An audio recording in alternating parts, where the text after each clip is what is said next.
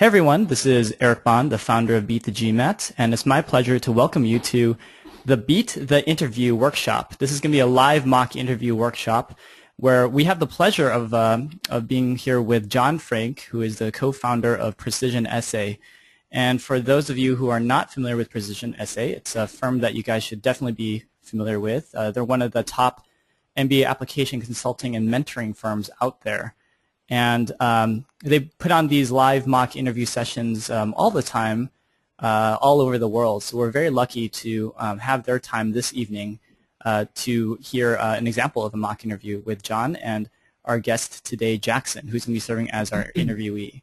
A little bit of background on John Frank. So John, as I mentioned, is the co-founder of Precision Essay. He's got a really cool background. Went to Brown University for his undergrad as well as HBS for his MBA.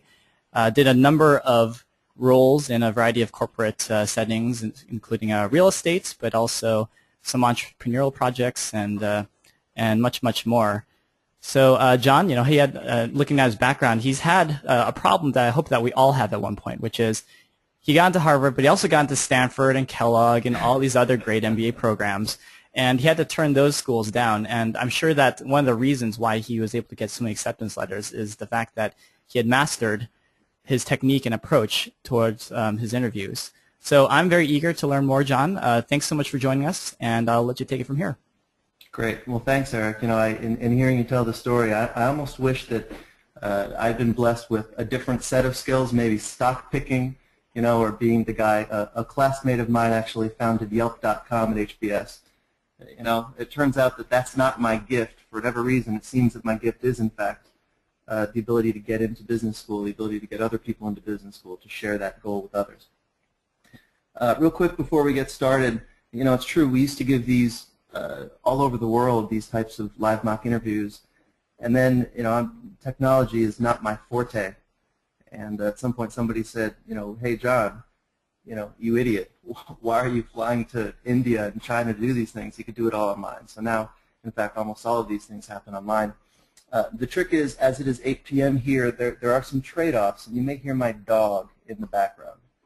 Here at home, the dog is a puppy. She likes to make noise. She may bark. So the presentation will actually be co-chaired by my dog, Georgia.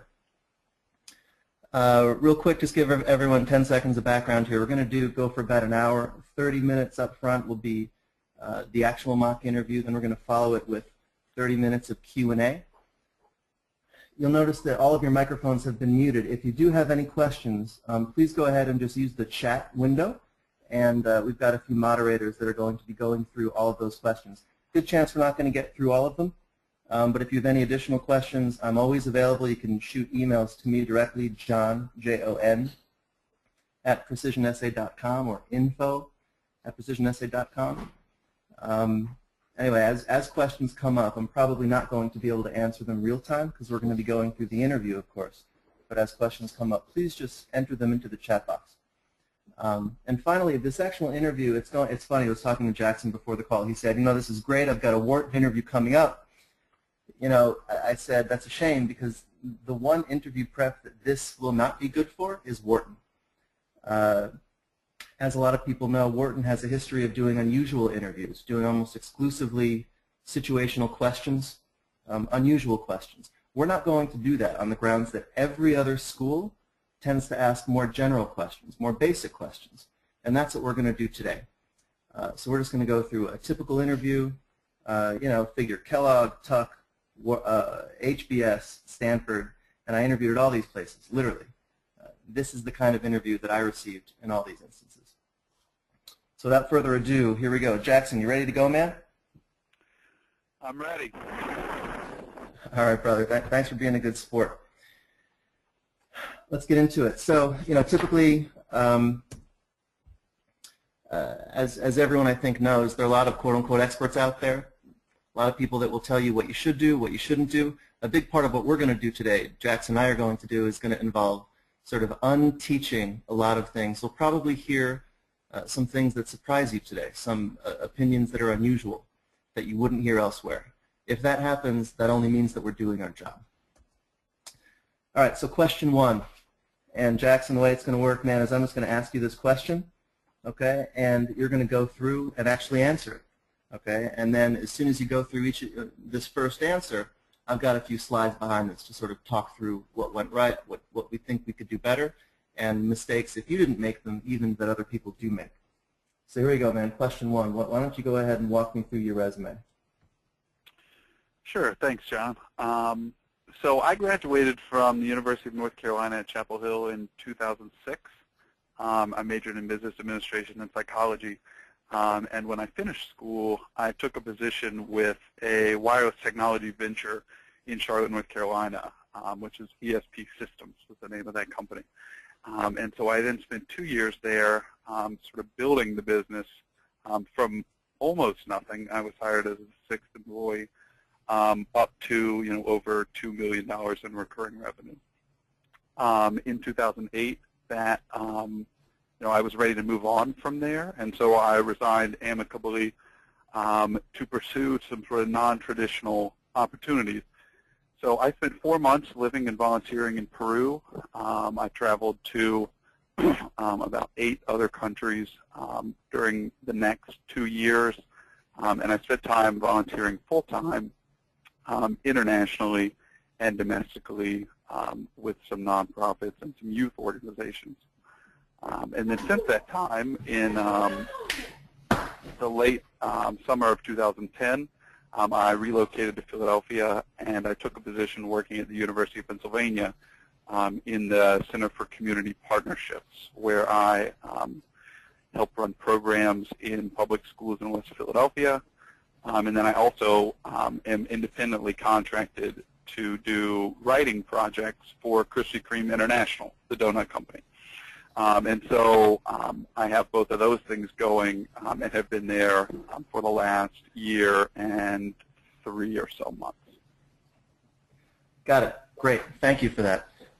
By the way, I want to, before we even get into it, I want you to know that the length of your response is exactly right. Okay, it was spot on. A lot of people, as they get into these things, they just ramble and ramble and ramble. Okay, generally you figure 2 minutes, 3 minutes, 4 minutes, and you're good. Okay, especially for this type of question, 4 minutes is exactly right, and you were frankly right in on that number. It felt very natural. It was interesting. If you go a 5th minute or a 6th minute, it just gets slow. Given the choice between 6 minutes and 2 minutes, I would pick 2 all day long. Okay, Yeah, and the reason is, let the guy ask you questions. The best interviews are conversational. Yeah, the best interviews are conversational. Okay, so if he's questions, let him ask. Hey, that's cool. Why'd you go to Peru? That's strange. I mean, well, great. So from a length perspective, I thought you did great. Now, another thing that you did great. By the way, you did a great job.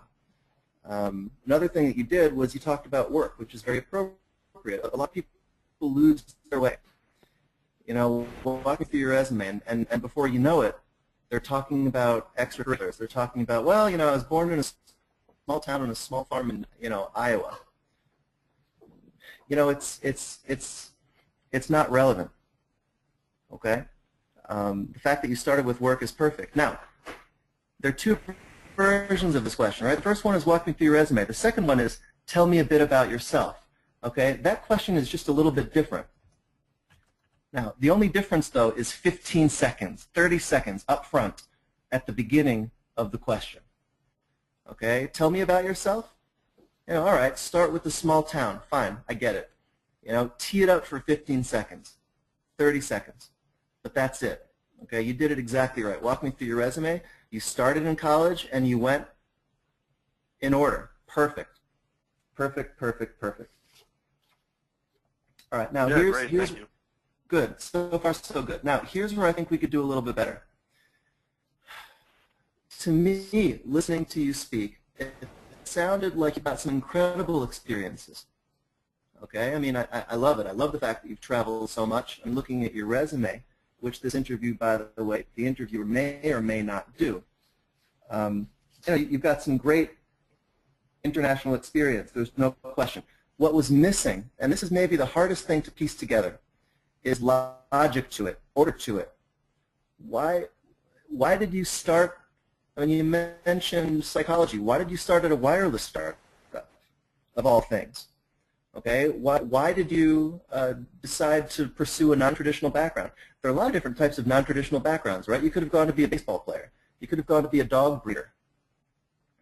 Okay, you chose to travel. It sounds like you chose to volunteer. What I don't understand is why.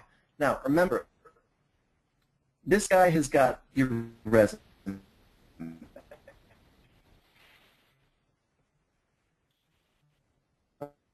Okay, so he knows what you did.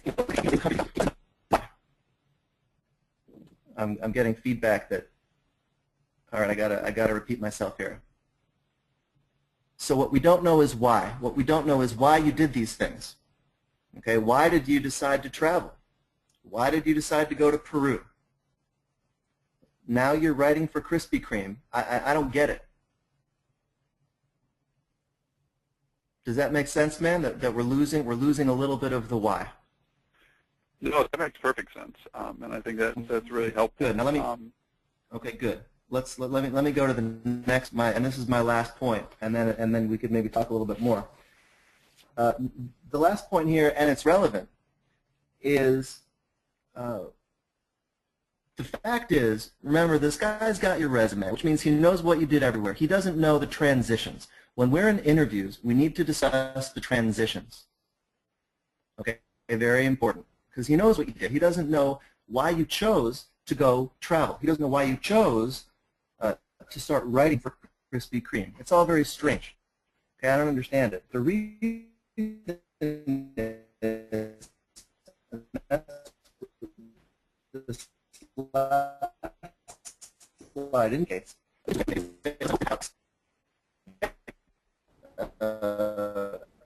And honestly, you don't know that. I'm getting some negative feedback here that people are unable to hear me. Yeah, I was having a tough time hearing you as well, John. So what you need to do now. Okay, good. Can you hear me okay now? Yes. Can you hear me okay now? Okay, good. So you need to frame it from the beginning. Okay? Why? As you piece this thing together, you're going to explain why. But let's start by saying, man, I've always been passionate about education. When I grow up, I want to be an educator. I want to help education. I want to touch people's lives. Okay, now it starts to fit in together. Okay, now I get why you traveled around. Maybe you were doing, education stuff as you traveled. Now you're writing. Oh, okay, that's interesting. Now writing makes sense because writing is related to education.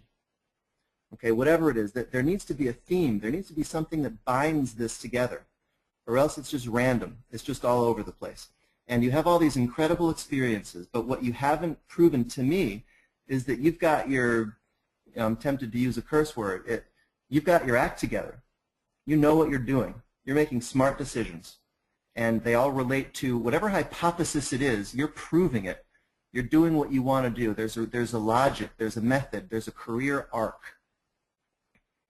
Okay? That's what we were missing.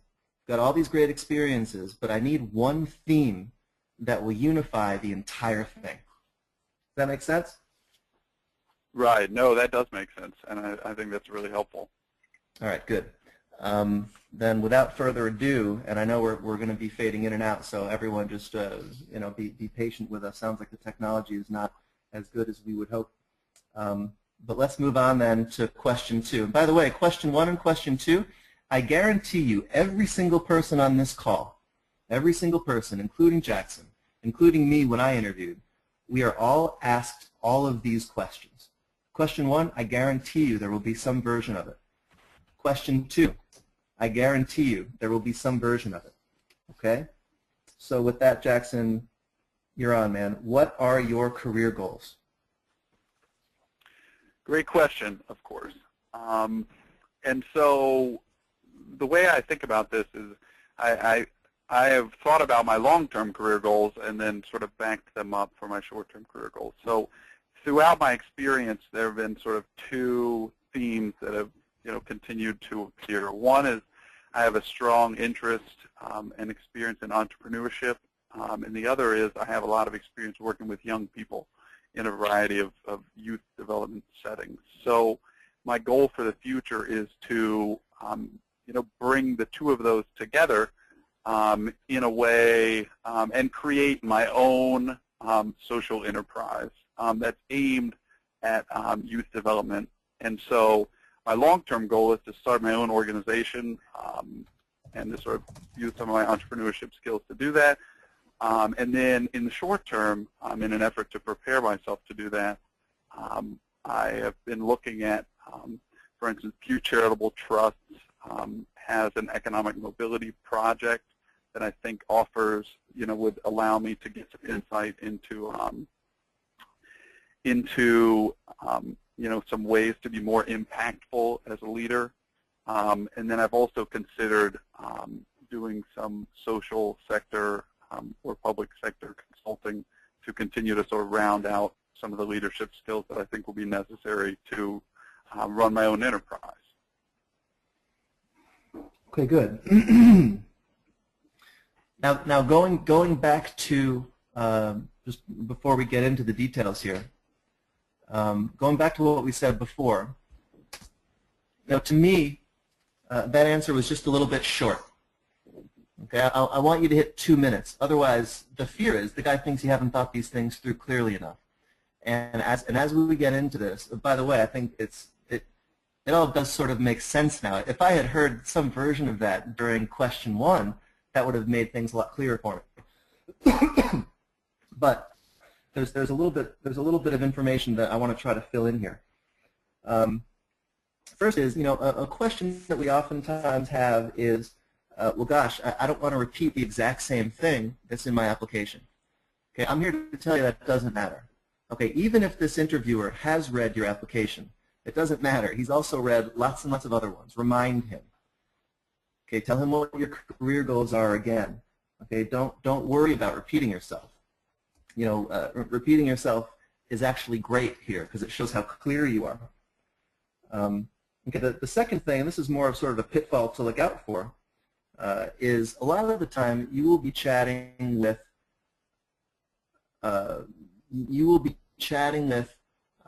experts. Wharton especially. You're going to be meeting with alums, and a lot of these alum interviews, they'll try to, especially internationally, they'll try to pair you with somebody who's in your industry. Okay, and that can be very tricky. If somebody, by the way, for example, were to come to me and ask me about what it's like to launch a startup, I'd have some hard questions for that guy because I've done it.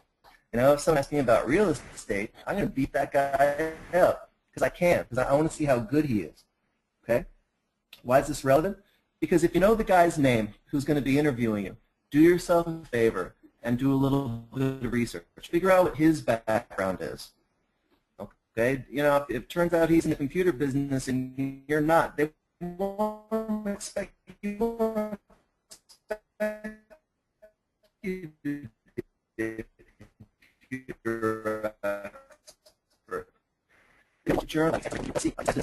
for example, if this guy's business is in the news, okay, so it may seem like, gosh, what a coincidence. This guy knows what he's talking about.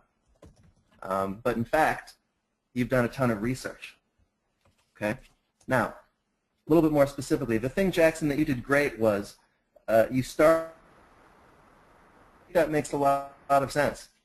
In fact, all of these things are interconnected. We're going to get to that on the next slide. But the reason you want, it's almost like a waterfall, right? The reason you need an MBA is because in order to get to your long-term goal, you need one. In order to get to your long-term goal, you need to get your short-term goal, right? So in this, what are your career goals? Absolutely. I think you're smart to start with your long-term goal. I think that's the easiest way to do it. Now, one thing, Jackson, I think you could do better, man, is get just a little bit more specific. All right, you sound a little bit unsure to me. All right, I'm interviewing at Tuck, for example, and I say I want to get. This area that you're describing, which is education and entrepreneurship, is unusual. I don't know much about it. There aren't nearly as many people going into that every year as are going into real estate, for example. Okay, so what does that mean? I want you to prove to me that you know what the F you're talking about. Okay, how can you do that? You can name actual companies that are in this field. Long-term goal. You know, entrepreneurship and young people, your long-term goal is to bring them together. I get that. But how? What is it exactly that you want to do? You know, I'm thinking about your essays. I'm a little bit nervous. You know, what is it that you want to do? I get it. You know, entrepreneurship, I like it too. Young people, yep, I like that. One day I'm going to have kids. Okay, but what is it that you want to do? Okay, a little bit unclear. Now, long-term, that's going to be hard to spell out. I get that. But short-term should be very easy. You mentioned a couple of firms. Yeah, I want to do you mentioned social sector consulting. Great. Okay, what firms exist in that space? I know only one or two. I know that if you want to do it and you go to McKinsey, you know the point. You probably won't get it. Okay, so name some companies that you want to work for. Prove to me that you've thought this thing out. Okay, in a perfect world, these companies will even be known to recruit at the school where you're interviewing.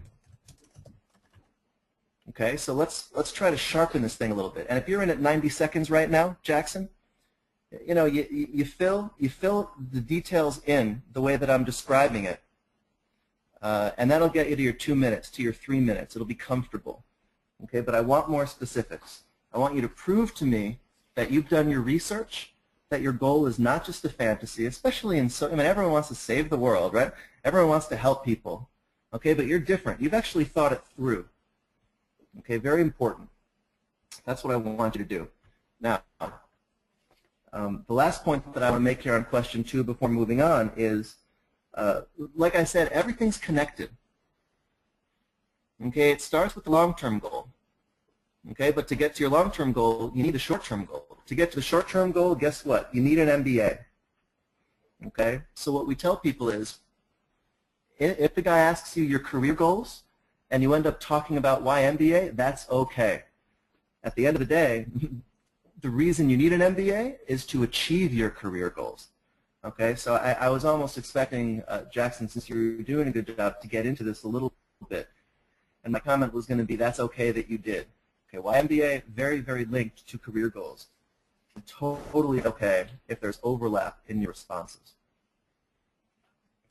What do you say, Jack? Hey, sorry, you broke up a little there, John. No, I think that makes good sense to me. So one question I might have for you is, you still there? Please.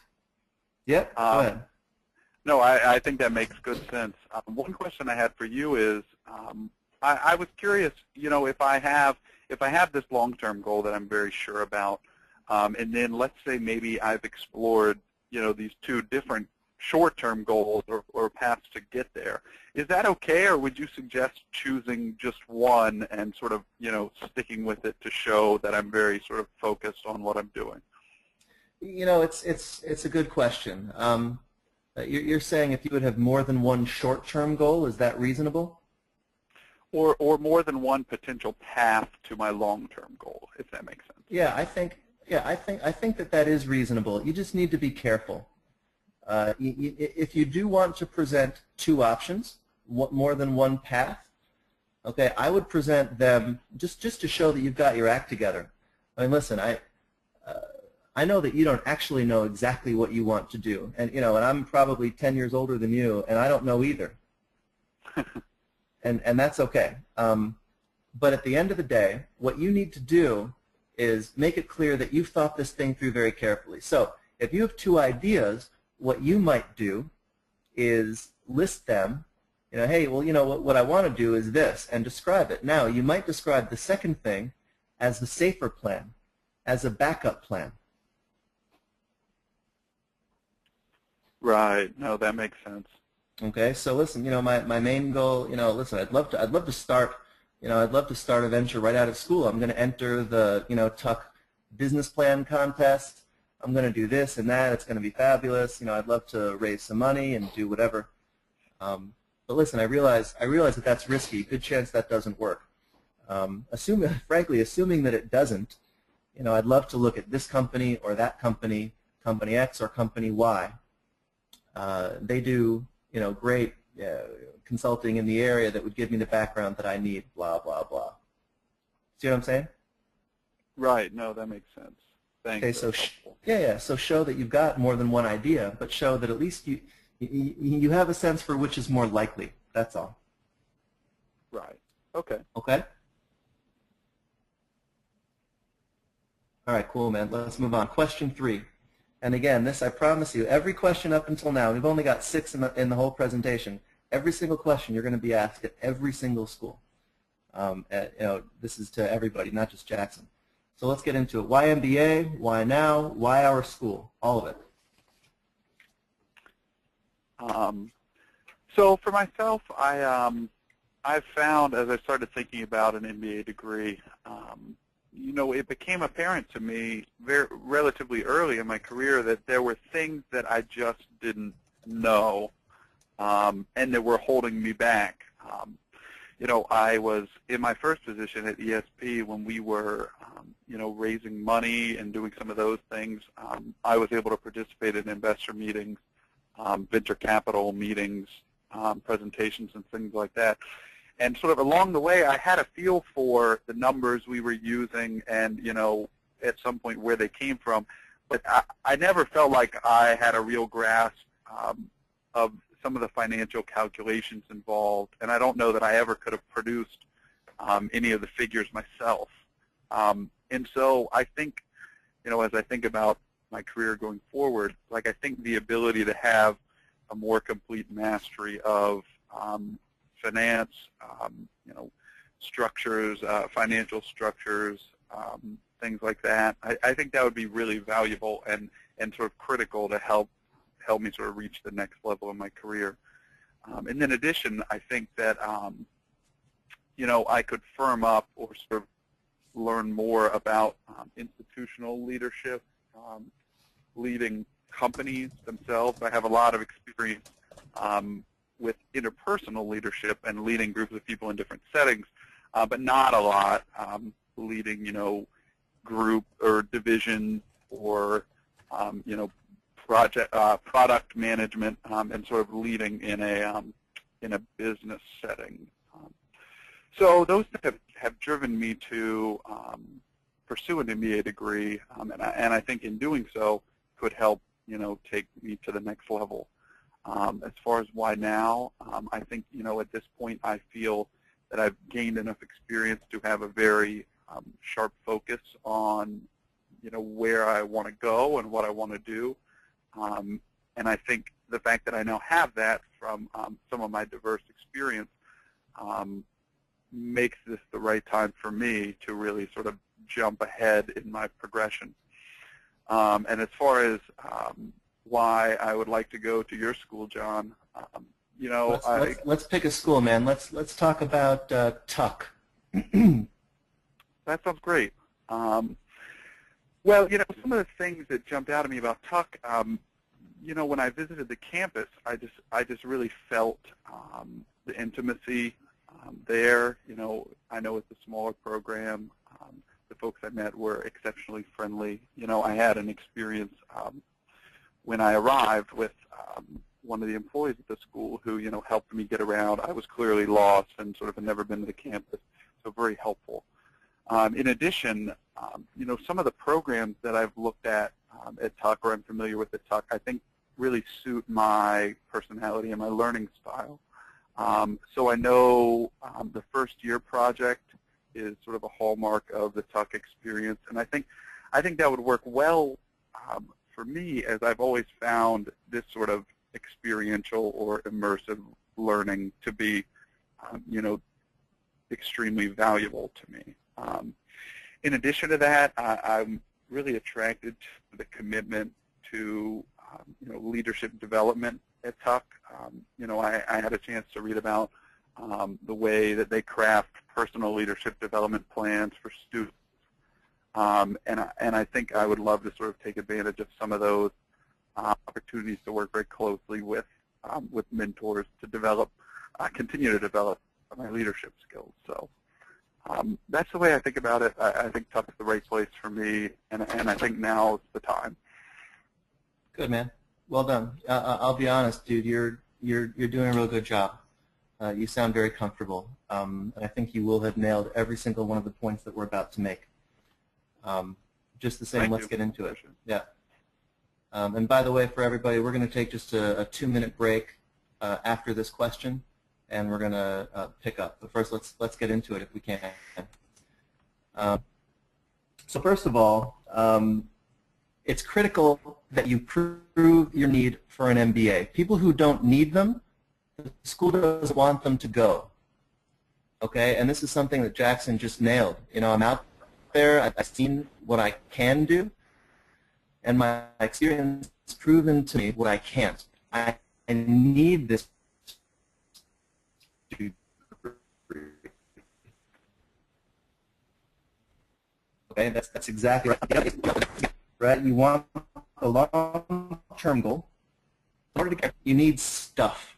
Okay, the MBA is the way to get stuff. It's the way that you're going to fill that gap. And again, Jackson, you nailed that piece for sure. You know, essentially, to the why now question, the easiest answer, and you were sort of dancing around this, Jackson, I thought your answer was great. The easiest answer is, listen, everything's clear now. You know, why should I wait another year, another 2 years? I know what I need to do. I know what the plan is. Okay, sorry guys, we're gonna take our 2-minute break now, and hopefully we can solve the technical glitches as we go. So I'm showing 8:38 Central Time in the PM, which is 6:38 Pacific. Jackson, sit tight, brother, and everyone give us just 2 minutes, and we will log back in. Thanks, John. This is Eric from Beat the GMAT, just jumping in right now. And while we're waiting for John to dial back in, I actually want to take control over the screen for just a moment here, because there's a couple of resources that I think you guys should take a look at while you wait. The first is the Precision Essay website itself. So again, we're today speaking with John Frank, who's the co-founder of Precision Essay. And there's a number of great resources here you should check out, including their blog, which I'm a big fan of. They also have a resources area and some services that you should take a look at too. So while you're waiting for John to dial back in, highly recommend you check out Precision Essay's site. And also, because we're talking about interviews today, highly recommend that you go to MBA Watch at some point while you're waiting or even after the event. And we now have an area here where you can filter people by who has been invited by an interview. So we're on the Harvard page here, and you can see that some statistics by people who have been invited for interviews, and you can do that for each of the schools. So something to play around with. And I think, John, we have you back again. Hey guys, can you hear me okay? Yeah, we can hear you just fine. Let me give you back the presenter controls, and we can continue where we left off. So if you can share your screen again. Yep.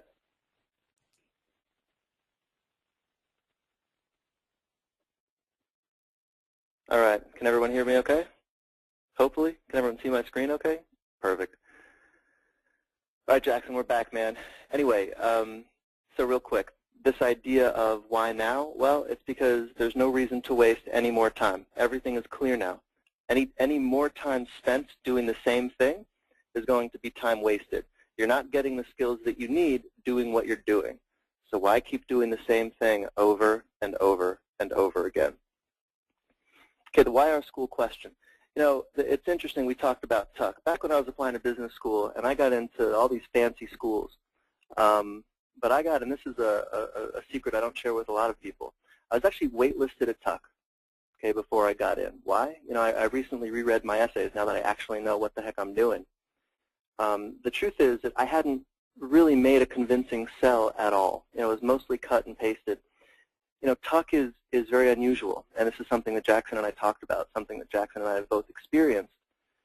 You know, they take it real seriously. It's a small school. They love each other, you know, very supportive, lots of smiles, all these things. We don't smile at Harvard. It's different. Very impressed. Okay, so it's very, very important that we describe what makes the school different. And even though I know that, so Jackson, when you and I were talking about it, you really sold me on it. Now, that is to say, before this mock interview started with everybody, you sold me on it, all the stuff that we talked about. During the interview itself, I was less sold.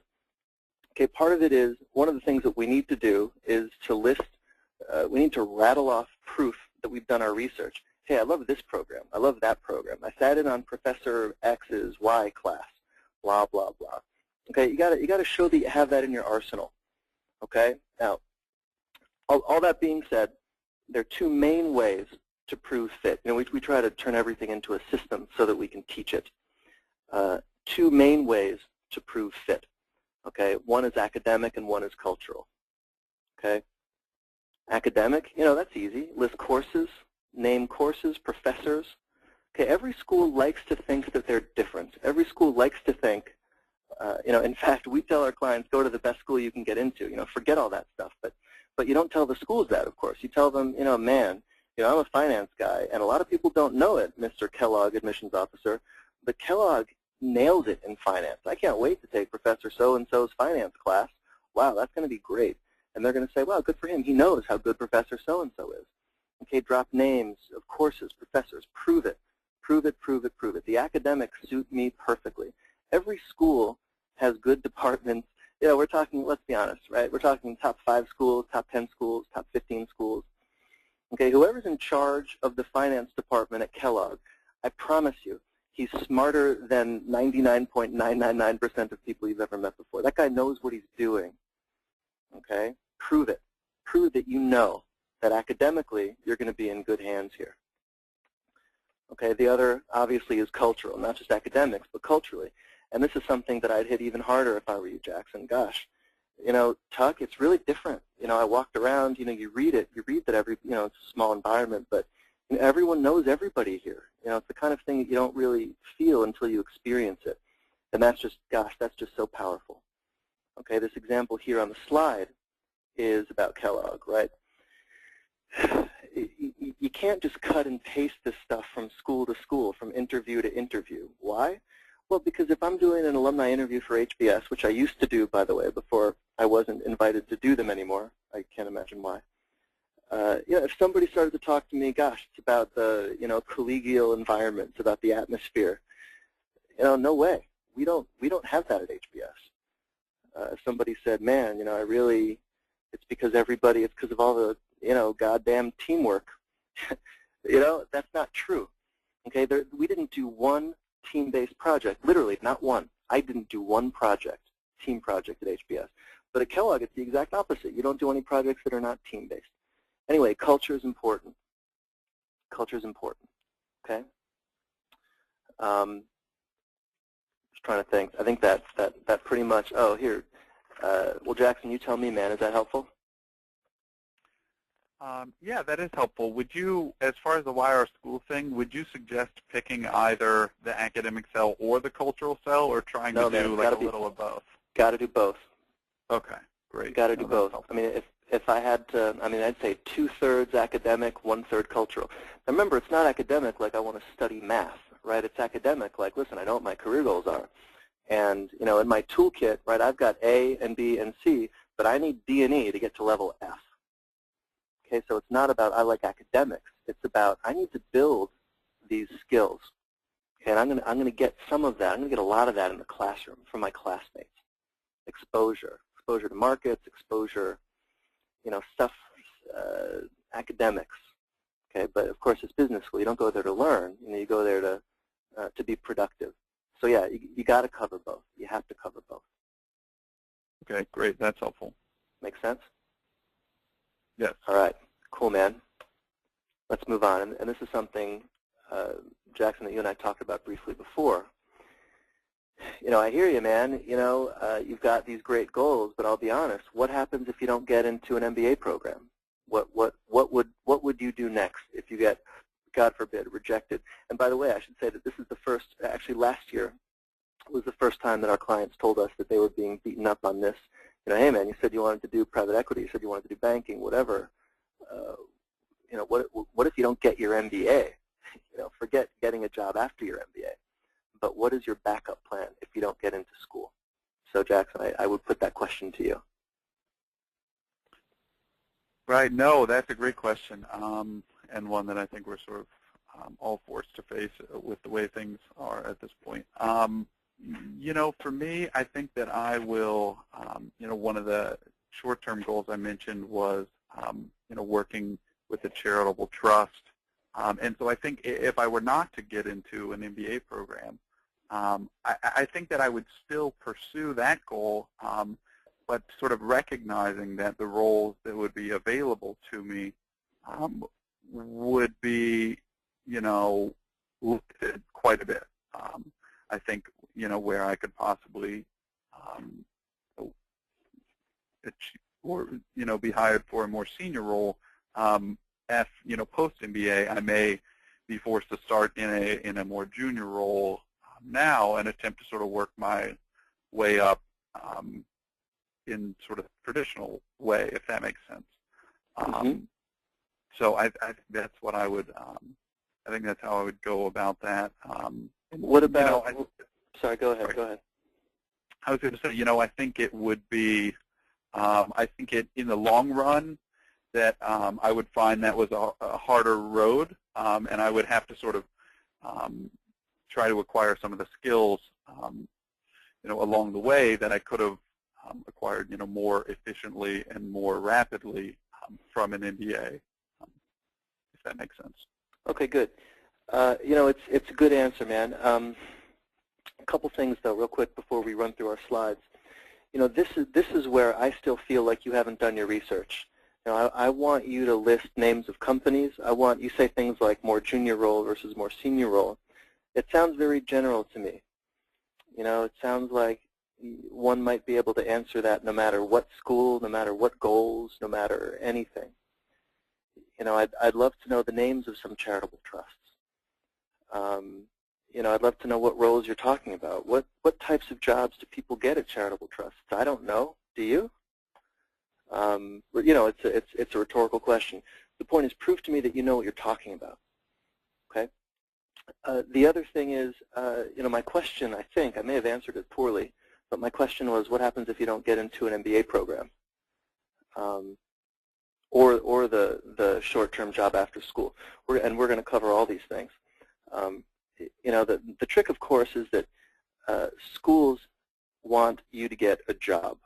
Okay, very, very, very important. If you don't get one, they're going to look like boneheads. Okay. So first of all, ideally, well, listen, if I don't get into an MBA, what's going to happen? Well, they love me at work. Or Jackson, in your case, I'm doing great now. Krispy Kreme is a real cool company. They got it handed to them 5 years ago, but they're back on the run. I love what I'm doing. It's great. I'm due for a promotion anyway.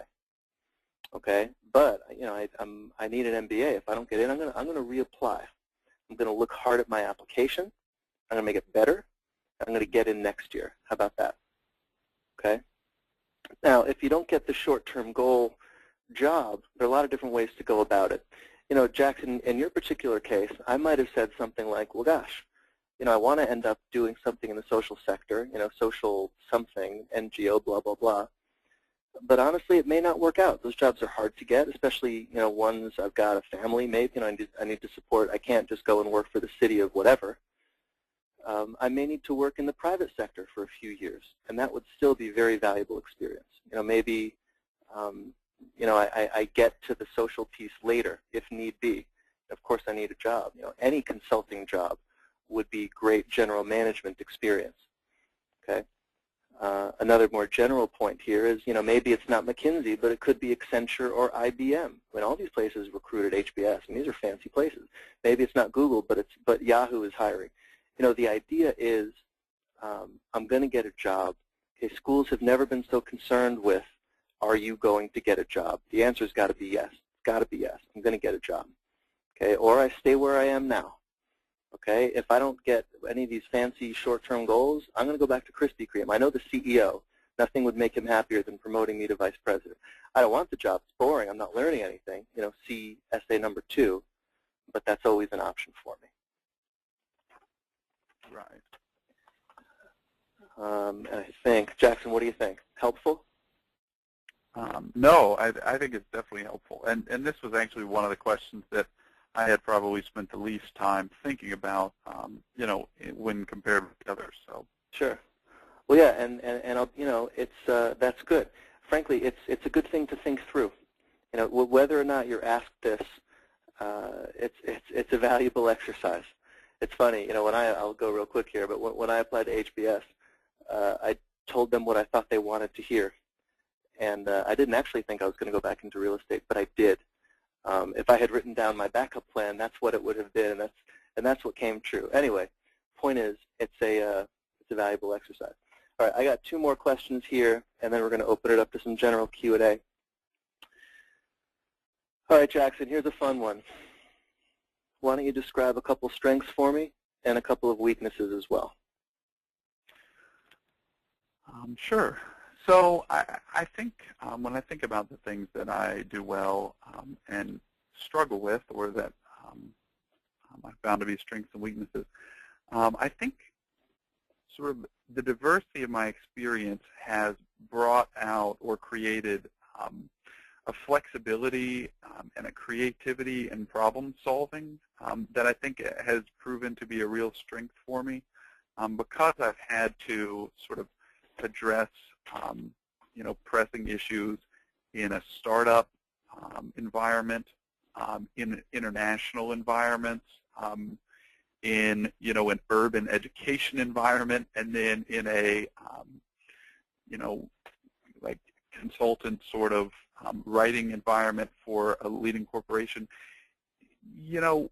To address issues and to attack problems in each of those different environments, I think has allowed me to feel comfortable when I'm in a new situation that I'm unfamiliar with, sort of using some of the same frameworks to address issues that I've used beforehand. So I think flexibility and creativity and problem solving is one. Also, I think interpersonal skills and empathy are something that I can bring to the table. I have, again, the nature of my experience has forced me to relate to people, everyone from, a vice president or a CEO of Krispy Kreme International, a multinational corporation, to a high school student in, West Philadelphia who goes to a crumbling high school. And I think the ability to relate to and build rapport with those folks would serve me well going forward, and has. As far as weaknesses, I think there are opportunities for me to develop a lot of my leadership skills. I do not have a lot of experience with direct reports, so I don't have a lot of experience managing employees on a day-to-day basis. A lot of my work experience has been in project management, or has been in working with groups of people. So I think, that's a weakness for me. There are parts of managing a direct report that, I have less experience with or I'm less comfortable with. I also think that, a weakness for me is that I have a breadth of experience as opposed to, a specific specialty or the depth of experience that can sometimes be helpful in a certain position. So I think those are some weaknesses or some areas of improvement, as I like to think about them. And hopefully we'll sort of reveal a little more about me and sort of where I could improve through an MBA program. I'll be honest, man, it's another great answer. I almost wish you weren't doing as well as you were, because I'd have more to talk about. But no, I mean, I'll start throwing the questions. Good, yeah, if you could just start doing a bad job, that'd be great. No, I mean, honestly, in terms of the strengths, what you did that was so great was you would make a statement and then you would back it up.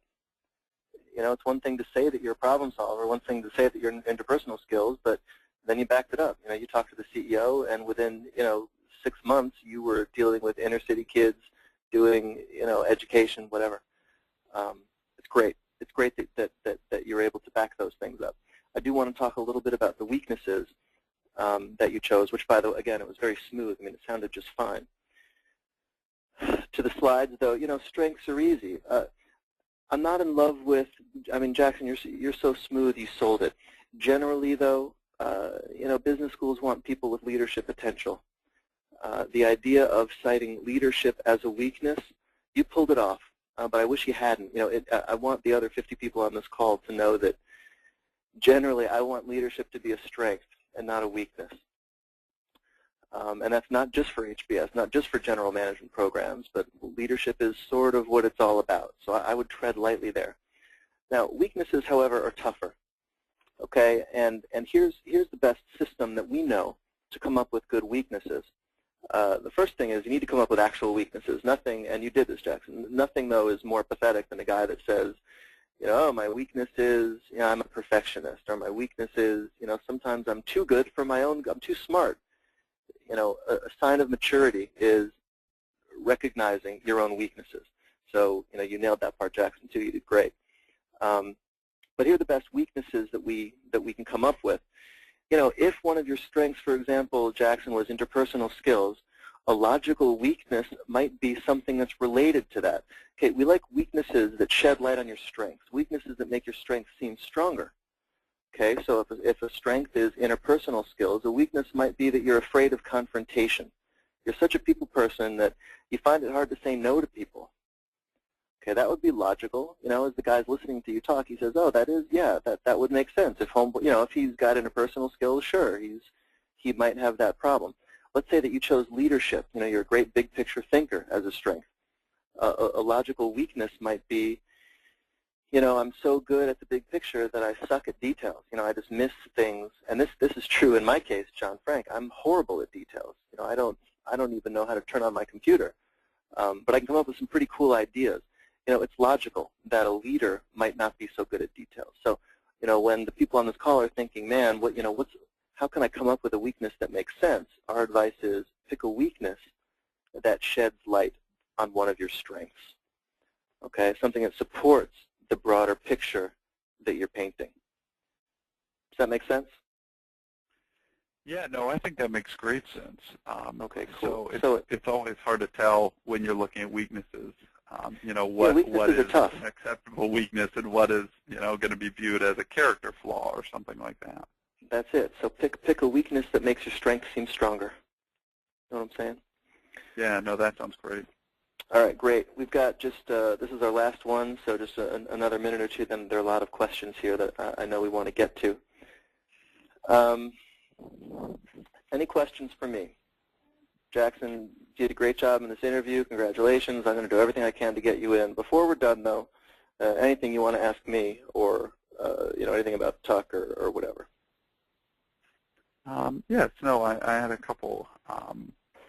So one that, you know, I know the culture at Tuck is so, you know, unique.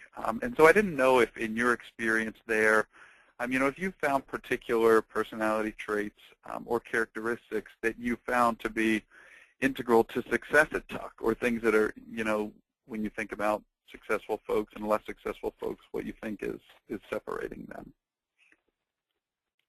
I'm sorry, say that again. If there are traits that separate successful folks from less successful folks.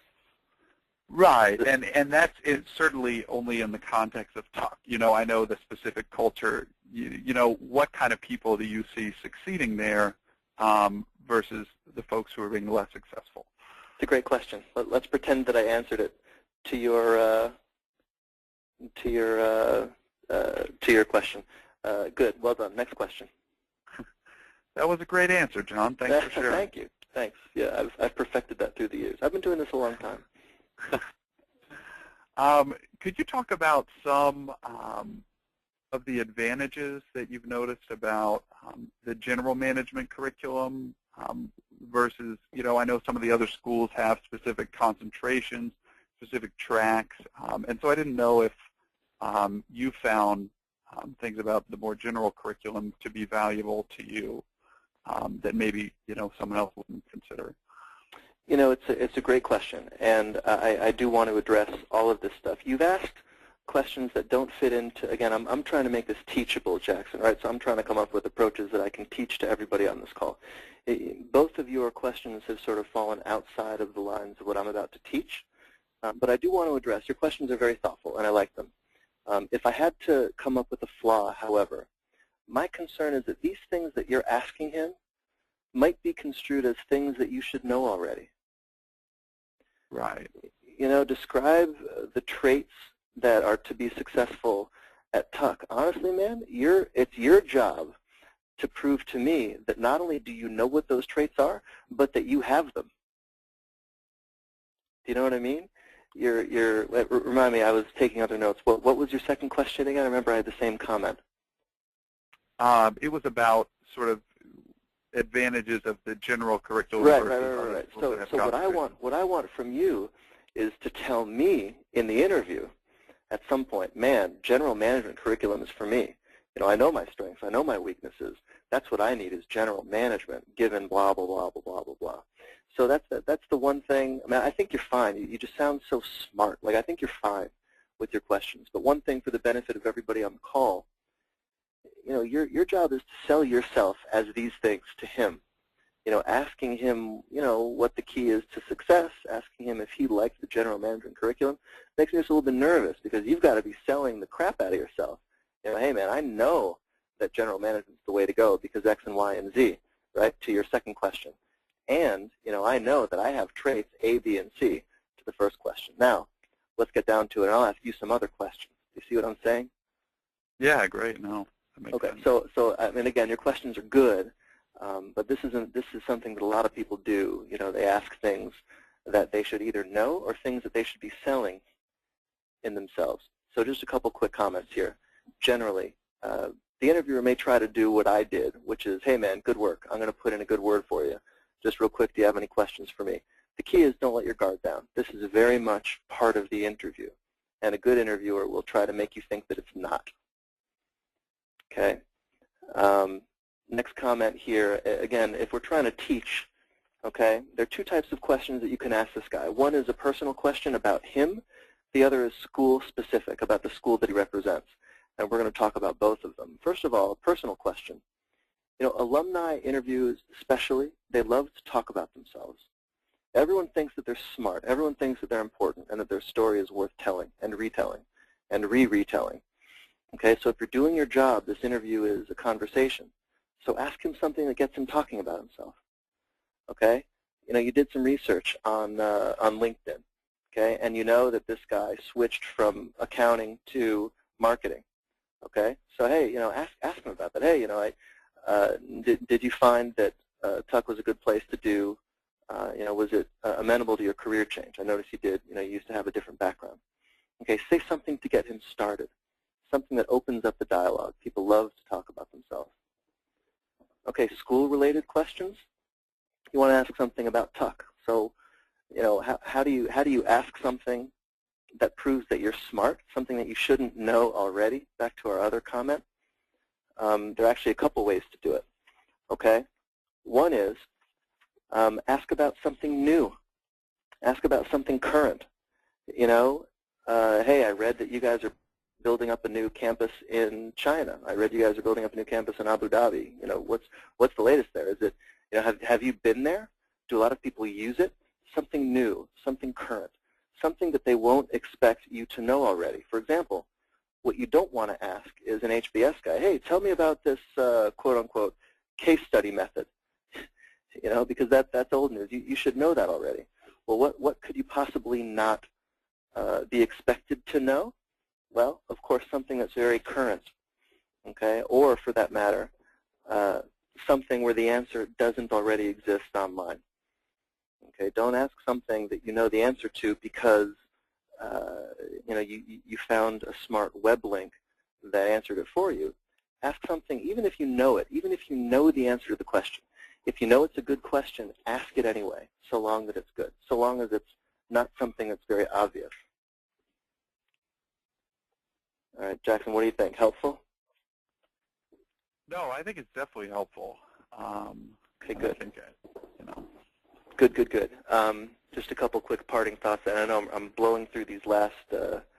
I'm rushing a little bit here because I do want to get to some questions, and as usual, I've gone over by about 100% on my time. It's at the end of the day, everyone has their own style. If you're good at conversation, that's how it's going to be. If you're good at presentations, that's your best bet. But confidence is important, and the way that you get confidence, you don't have to be, Rivers Cuomo from Weezer to be confident, but you just need to practice. Okay, and obviously that's something that we can help you do is to get a lot of practice in. So with that, I'm going to take a few questions, and we've already got a list. One is, I know we were going in and out. Can you repeat what you said about doing research on the interviewer? It's a great question. Okay, you need to do research on your interview. It's crazy not to. If you know the name of the guy, you need to just, I'm talking straight up stalker crazy research. Now, you never let him know that you've done this. Okay, he will expect that you've done some preliminary research. Okay, but you should know everything possible about this guy, and I'll tell you why. Because it's going to make you sound really smart. Okay, let's say that you do some research and you find out that the guy is John Frank. Okay, and you do a little bit of research in John Frank, and you find out that John Frank has a real estate background, and John Frank is in the education entrepreneurship space. Well, that's interesting. If I were you, if I were interviewing with John Frank, I would start to do some research. Oh, Chicago, interesting. You live in Chicago, real estate. I'd spend an hour and I'd learn about Chicago real estate. And then during the interview, I might say, so, John, sounds like I did a little basic research. It sounds like you've, had a pretty interesting background. And then I'll say, oh, blah, blah, blah. Yes, indeed I have, because, of course, I love to talk about myself as much as the next guy. I will mention that I own a few buildings in Chicago. Now, you will play dumb, but, of course, you knew that already. So you're going to say something like, wow, Chicago, that's actually, from what I understand, it's a great place to own buildings, right? The cost of getting in is low and blah, blah, blah. And I'll think to myself, wow, this person's smart. She's not a real estate guy, but she happens to know about why I'm in the real estate business in Chicago. I'm impressed. Okay, oh, cool, John, you're in the online education space. Did you just read, I'm not in that space, but did you read about that Princeton Review deal? They're going out of business. Isn't that wild? And I'll say, wow, interesting. This girl isn't in the education space, but she gets it. She's smart. Anyway, so yeah, you want to do the research. You're not going to let your guy know that you have become a stalker, but you are going to become one, and it's going to allow you to ask him questions or to make statements that make him think that you know everything.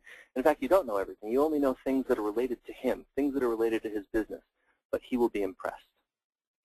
Hope that's clear. Question 2. What's the best way to answer a what other schools did you apply to question?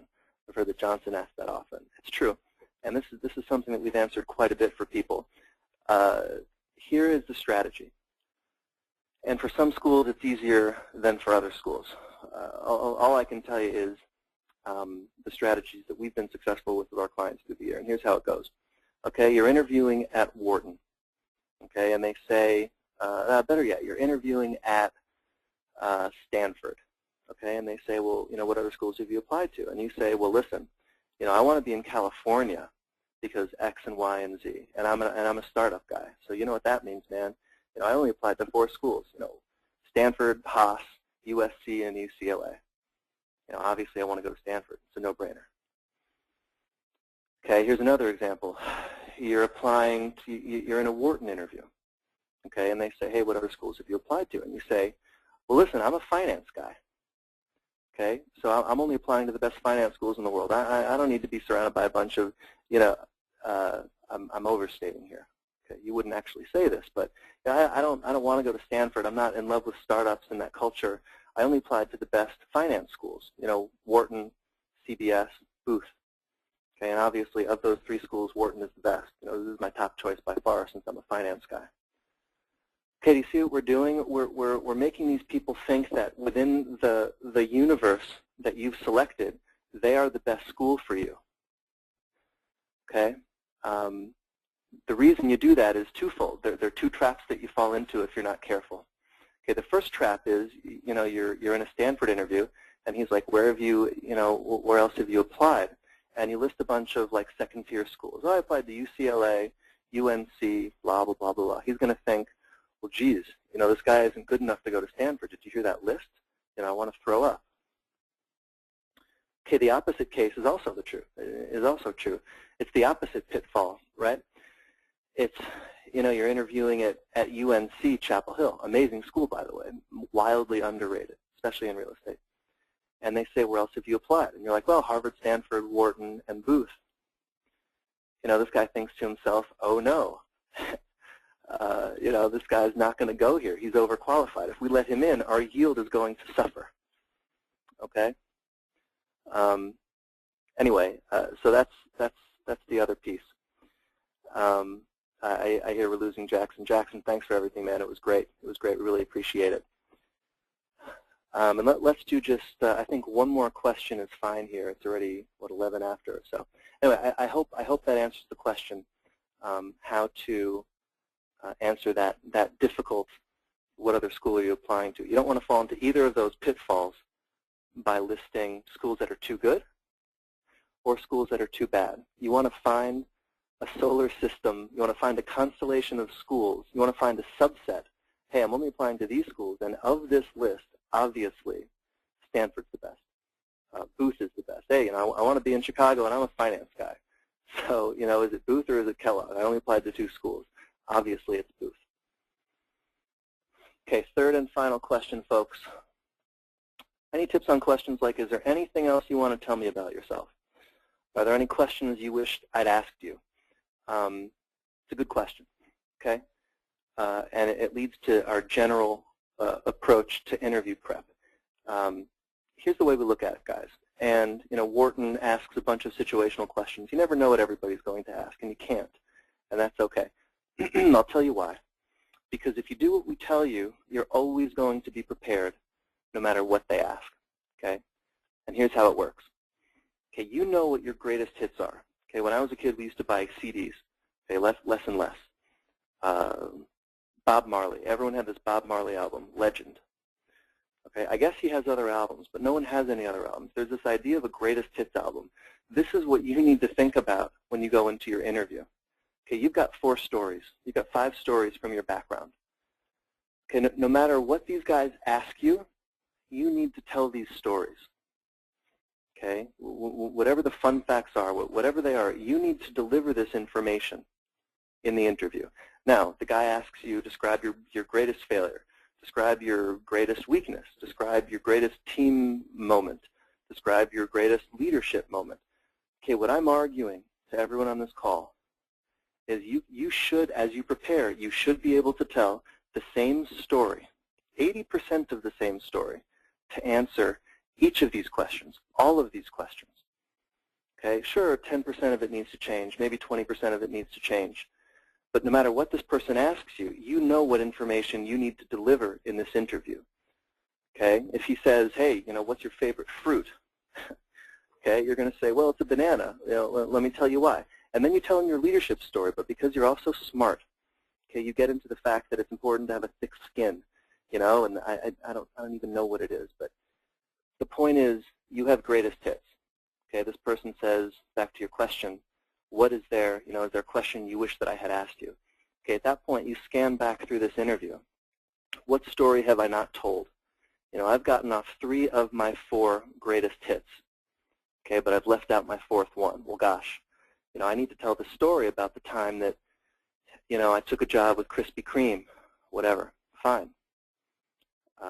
So what's the question that tees that up? How about describe a time you took a risk? All right, the guy says, fine, you got it. Describe a time you take a risk. And I say, all right, cool. Well, there I was in Peru, and I could have kept doing this, but I got this interesting job offer with Krispy Kreme as a writer. Man, I thought to myself, what a risk this is going to be, blah, blah, blah, blah, blah. So now you tell the story as a risk. Okay, but the point is, that was your 4th story. Once you've told that story, you've maxed out your greatest hits. So that is our approach. The approach is you go into your interview no matter what with your greatest hits in mind, and you try to manufacture the thing, the flow of this thing, changing 10%, 20% here and there so that you deliver that information all day long. And that, my friends, is all that we've got. Eric, I'm gonna send it back to you. Thank you, everybody, for listening. I know that we only got to 3 questions here. Sorry for the technical glitches. And again, if you have any questions, feel free to shoot us an email, John, J-O-N, @precisionessay.com. Lauren is also on this call, Lauren at precisionessay.com. We're always around. I respond to all my emails, so we'd love to hear from you. Thank you so much, John. Again, huge thanks to John Frank, as well as to Jackson for this mock interview today. And as you can see on the screen right now, Precision Essay has been very generous in offering 10% off all their interview prep services to Beat the GMAT community members. This is a very specific offer only to Beat the GMAT attendees at this session today. And I believe you should be receiving an email or have already received an email right now that gives you some instructions on how to take advantage of that. As John had mentioned before, there's multiple ways that you can reach out to speak to a precision essay expert, and he gave you his email, but you can also speak to precision essay experts in their own Ask Precision Essay forum on the Beat the GMAT forums. So thank you guys so much for attending today's session. I will say also one more thing, that we did have this all recorded today, and we'll do our best to put up this recording for your future reference in the next few days. Thanks so much, guys. Good luck with your interviews, and fingers crossed that you guys have many interview invites in the next coming weeks.